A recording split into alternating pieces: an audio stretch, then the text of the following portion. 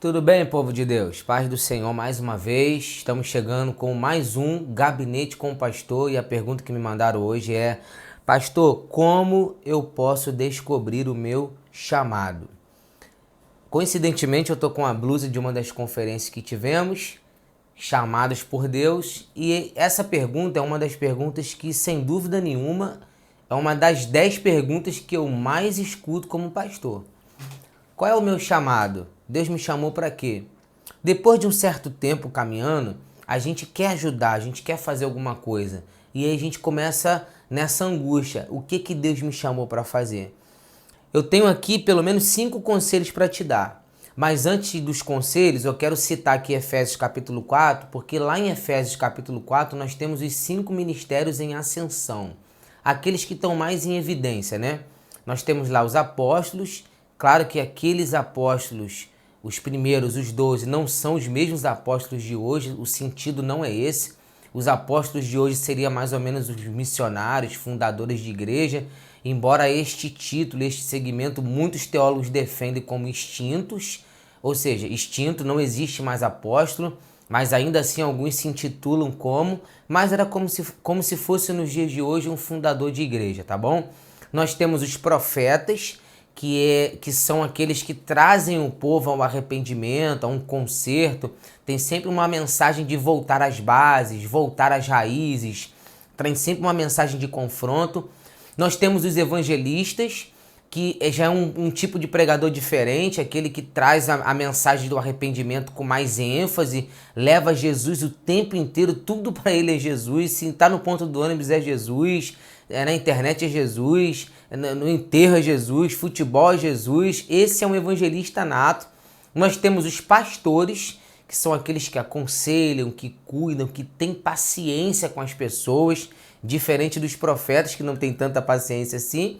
E nós temos os mestres, que são aqueles que têm o prazer de se ater a detalhes da Bíblia, faz paralelo de versículos, faz paralelo de livros, tem o prazer de explicar. Esses são aqueles que nós podemos chamar de mestres.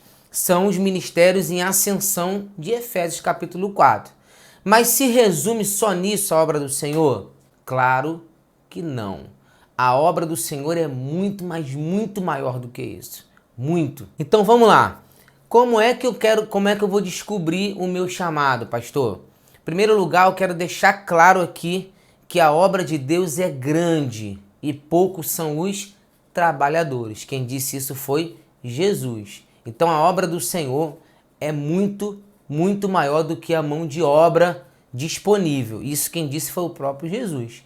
Sendo assim, vai ter coisas que eu vou fazer no reino de Deus que não é o meu chamado, mas eu faço porque há uma necessidade. Então isso que a gente tem que caminhar aqui. Tem muita coisa que eu faço na igreja que não é o meu chamado, que não anula o meu chamado. Então tem gente que diz assim, eu só vou fazer o meu chamado. Isso é impossível. Se envolver na obra de Deus e só fazer o teu chamado, não tem como, porque a obra é grande e poucos são os trabalhadores. Então vamos lá. Primeira coisa que eu quero falar, que a obra é grande e poucos são os trabalhadores. É o primeiro fato, é a primeira realidade. Segunda realidade que eu quero falar, nem tudo que eu gosto de fazer é o meu chamado. Segunda coisa. Em outras palavras, eu me alegro em cantar. Mas será que o meu chamado é cantar? Eu gosto e me alegro em ajudar na salinha. Mas será que o meu chamado é ajudar na salinha? Nem sempre o que eu gosto de fazer necessariamente é o meu chamado principal. É isso que a gente tem que entender. A obra de Deus é tão grande que tem coisas que eu vou fazer porque é necessário, que eu gosto, mas que não é o meu chamado. Tem coisas que também eu sou útil, mas não é o meu chamado. Como eu dei um exemplo aqui da salinha, eu posso dar um exemplo agora de músico, né? Eu sei tocar bateria. Se faltar um baterista no culto, eu vou tocar bateria. Não tão bem quanto eles, mas vou tocar. Tô sendo útil? Tô. Mas é meu chamado ser um músico da igreja? Não. Uma outra observação também, que é a principal. O que eu sou essencial, esse é o meu chamado. Eu, por exemplo, eu sou pastor, prego a palavra, mas também gosto de louvar, ajudo na salinha, faço milhões de outras coisas aqui na igreja. Porque sou útil, porque gosto, mas o meu chamado em si é ser pastor. Então é isso que você tem que entender. Nem tudo que você gosta, nem tudo que você é útil é aquilo que você essencialmente foi chamado. Então o que você foi essencialmente chamado? É sempre aquilo que você frutifica mais, aquilo que você sente prazer, aquilo que realmente preenche o teu coração, que as pessoas falam, nossa, quando você faz isso, realmente você alcança a minha vida. Aquilo que você mais frutifica certamente é o seu chamado. Então a pergunta é, o que você é essencialmente bom? Não precisa ser o melhor do mundo, ganhar prêmio, mas o que você é essencialmente bom? Invista nisso, porque isso é, sem dúvida nenhuma, uma grande vocação que Deus tem na sua vida, tá bom? Vamos lá, terceiro lugar, o chamado não se escolhe, o chamado se aceita. Diferente de uma faculdade que quando eu vou fazer lá meu vestibular, eu olho, né, os cursos que tem, vou fazer direito, deixa eu ver, vou fazer engenharia, pô, será que eu vou fazer gastronomia? O chamado não é assim, o chamado você não escolhe, você simplesmente aceita. João capítulo 15, Jesus falou, não foi você que me escolheu, foi eu que te escolhi e te nomeei. O que é esse te nomeei? E te dei uma vocação, te dei um chamado. Se eu pudesse escolher, eu, pastor Paulo, eu seria um diácono da igreja, que é bem menos trabalhoso e menos complicado do que ser um pastor. Mas e agora que a gente não escolhe o chamado? O problema de muita gente que acha que o chamado é algo que eu escolho como uma peça de roupa que eu vou escolher. E não é assim. Então você descobre o seu chamado no impulso do Espírito ao longo da sua caminhada. E é assim que você vai descobrir. Ao longo da sua caminhada, como eu já disse, você descobre qual é o teu chamado, tá bom? Você não escolhe. Deixa o Espírito Santo te impulsionar e te levar. Quarta coisa que você precisa saber sobre o chamado, que a vocação é a base principal do chamado. O que eu quero dizer com isso? Se você não tem vocação para ser pastor, por exemplo, sem a vocação você pode ter a teologia, você pode ser filho de, você pode ter indicação do, você pode ter a profecia da. Se você não tem a vocação, por favor, não aceite esse chamado na sua vida. Porque a vocação é a base de qualquer chamado. É igual a pessoa que foi chamado para música. Tudo dele é música. Ele batuca na mesa, ele pega um violão, ele quer aprender outros instrumentos, ele curte outros tipos de estilo, ele se desafia, ele respira aquilo ali. Ele está no instrumento, daqui a pouco está no outro, daqui a pouco está no outro, porque ele respira aquilo ali. É o chamado dele, ele é bom, ele nasceu para aquilo. Ele tem vocação para aquilo. Então é muito triste ver pessoas sem vocação nenhuma, querendo porque admira. Você pode admirar, deve admirar todos os ministérios, mas entenda que a sua vocação é a base do seu chamado. Eu quero ser pastor, mas eu não tenho paciência com ninguém. Você é tudo, menos pastor. Eu quero ser um evangelista, mas esse negócio de falar de Jesus eu tenho vergonha. Você é tudo, menos o evangelista. Pastor, eu gosto tanto de cantar, pastor, mas quando eu canto, então você tem que, ou você estuda, ou você aprimora, ou você não é um cantor. Então o chamado não é uma coisa que eu escolho, que eu gosto, que eu admiro, que eu acho bacana. O Senhor me deu o meu dom e eu vou desenvolvendo ele ao longo da minha caminhada. A Bíblia diz que a cada um o Espírito dá o dom que quer, a quem ele quer. Tá entendendo? E o quinto aqui para a gente poder caminhar já para o final, o seu chamado sempre te revigora e te alegra. Se você tá triste, desanimada, você é obreiro lá na igreja hoje, que droga, desculpa até o termo chulo aqui, nossa, você não foi chamado para ser obreiro. Porque a vocação, ela nos revigora e nos alegra, por mais que seja penoso, trabalhoso. Tem gente que olha para mim e fala, tu é doido ser pastor, como é que tu aguenta? Mas eu me renovo, eu me revigoro, eu me alegro em ser pastor, em estar pastoreando. E é assim que funciona. O chamado, ele sempre te revigora e te alegra. Ele não é penoso, ele não é torturador. Pastor, então esse não é a tua vocação, essa não é a tua vocação e esse não é o teu chamado. Agora eu quero abrir aqui um parágrafo enorme, né, um parêntese para os casais.